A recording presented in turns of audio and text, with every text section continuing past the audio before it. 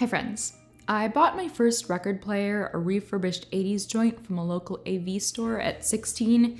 It was 2007, just at the start of the vinyl resurgence, but I was still kind of like new and cool and weird at the time. That year for Christmas, my then boyfriend hid albums around 10 different spots around town that were relevant to our relationship and sent me on a scavenger hunt to seek them out. And that's how my record collection was born. We started trading records for every gift-giving occasion, and over the next 8 years, we amassed over 300 albums together, eventually moving in together and merging our lives and our collections in a sagging Target bookcase that we moved from apartment to apartment, from state to state. One thing that I loved about him was that he was always playing something. There'd be a constant rotation of records on the stereo, always some kind of sound filling up whatever little apartment we lived in then. Then there was one night in our old apartment in Seattle where he came home from his grad school classes and his job, and I, unemployed and home alone all day, retreated into the office to be alone more. I sat on the knockoff Persian rug he'd once found on the side of the road, absently combing my fingers through the plasticky fibers while I scrolled through Tumblr, while he, as he did every night, crouched at the record shelf. He was always reorganizing, sometimes alphabetically, sometimes by genre, sometimes by how recently we'd played it. And he picked out something to listen to that night. As the needle crackled into place, I wished for at least one goddamn night it could be quiet for once. Be careful what you wish for. I feel like I lost music in the divorce. And no, not only because when I decided to move away but hadn't figured out where I was moving to, I chose to leave him with the entire record collection.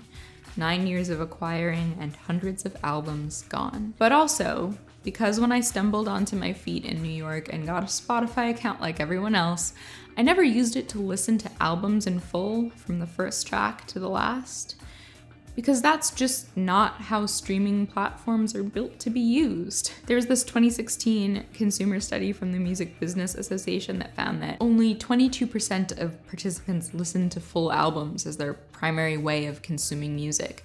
77% of people are either listening to playlists or listening to single songs at a time on streaming services or on YouTube. And I'm not immune to these trends. Like, I make a monthly playlist for Radish Collective members. Oh, patreon.com/itsradishtime. And I love to sit and listen to one song on repeat for hours and stare into space. But also, albums are greater than the sum of their parts.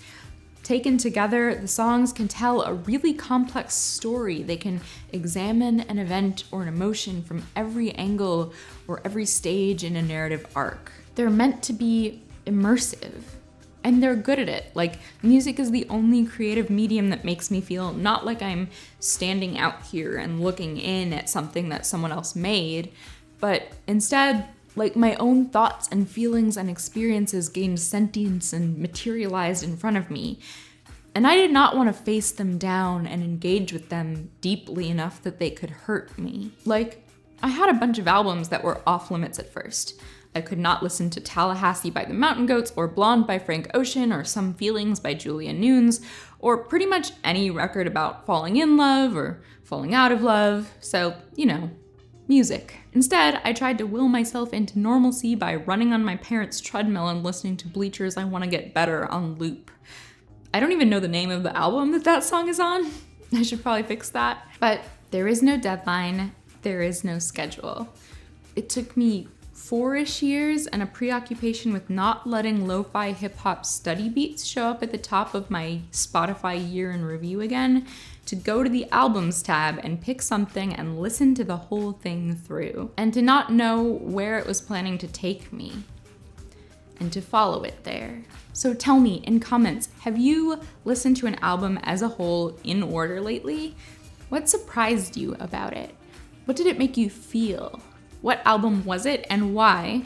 Please tell us. Should I and your fellow comment readers follow it where it wants us to go? Speaking of immersing yourself in standalone, self-contained stories, I made a zine for you. It's called Badly Drawn Bats, and I will be giving it away for free to the members of the Radish Collective. Yes, the same fine folks who brought you this video. And if you join them on my Patreon before March 1st, you can get the zine too. Thank you for spending this time with me, and I will see you next week. Bye.